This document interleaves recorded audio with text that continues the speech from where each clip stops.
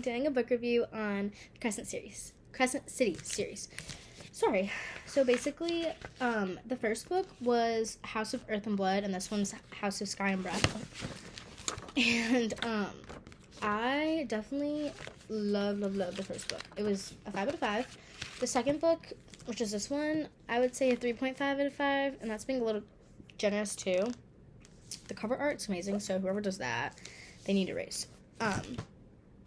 But basically, I read the first book last May, and I was in like my SJM era, so I was like just only reading like SJM back to back to back, and it was amazing. The first book is a mystery romance and obviously fantasy, but it was just like different than anything I've ever read before, because like some fantasy books like do have like the mystery, like I would say honestly like majority like have like the big like plot twist, or like the big thing you're trying to figure out, or like who's doing it, like who the person is, like who's the killer, like who they're trying to get, like who's, you know, the antagonist in the story.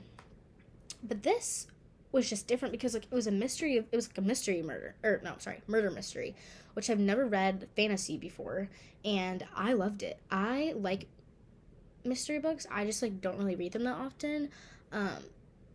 But I thought it was so good. I was obsessed with it. I like ate it up. My favorite character was Lele. Love her. I really liked Bryce. Like, I love Bryce. She's so sassy. Like, I just feel like I love her sassiness, and I really relate to her sassiness.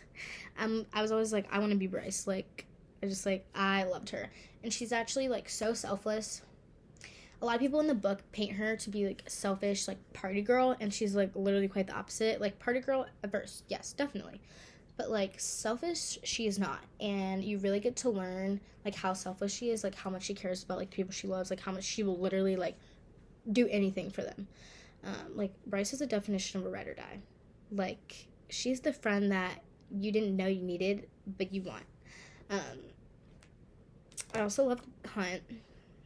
Especially, like, I loved Hunt the whole time, but especially, like, once you're getting, like, towards the middle, yeah, I would say, like, the middle, and, like, obviously the end, but, like, the middle of the book is just so special. Like, those are, like, all my favorite scenes. Like, I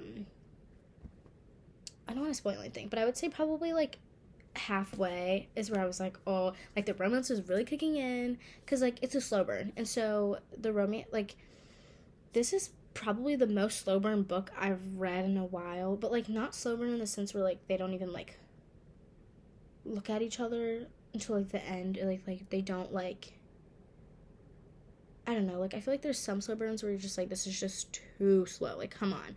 This was just, like, perfect, because, like, the first book was, like, slow, but, like, you, like, get romance, and then you get to the fourth book, or get to the second book, and you're like, okay, I have romance, but it's not one of those books where, like, the romance, like, is on the first book, and then the second book, there's none. The second book still has romance, and it's so good. Like, Bryce keeps her sassiness in. So, absolutely love the first book. The plot twist was amazing. There's a few, actually, but, like, I thought, like, the main one was just so good. The second book was just a little hard for me to read and to get through. Not a little, like, a lot. I just had really high expectations because I have been waiting for it for, like, over 6 months. And, like, the first book was so good, and obviously, like, I loved it a lot, and so the second book was just, like, disappointing. There was way too much dialogue, like, way too much dialogue. They were always, like, in Bryce's kitchen. Like, I swear every single scene was in Bryce's kitchen. If she cut the dialogue in half, like, it would have been a good book. It would have been shorter, yeah, but, like, I think she should have just cut half of the dialogue. It would have been so much better. Probably a 4 or 5. I didn't think there was enough action in it, and, like, the mystery just, like, wasn't as good. There was a big plot twist at the end that, like, I loved. The end of the book was, like, amazing. Like, I loved the end. Like, the last, like, 50 to 100 pages were, like, super good. There's something that made the end of the book so special, like, especially for me, like, as an SJM reader. I loved it, but, like, the book in general, I just did not love, which was really sad because, like, I was so excited for it. I was telling everyone about it. It was the best day ever when the book came, but honestly, it was just a disappointment. It was really hard for me to give it a rating in the 3s because, like, SJM, like, when does she not have, like, 5 out of 5 book? Very few times, but, Yeah, so this book just, it was not giving what it needed to give, which was disappointing. But I love the first book. I'm still super excited for the third book, especially because of the end of this book. It was hard not loving this book, but it still had like really good qualities in it. You got a lot more character development, which I appreciated, and I like those. Like I still love all the characters. I just felt like it was way too dragged out, not enough excitement. But I'm hoping in the next book, and I do have hope that they will like get better from this one.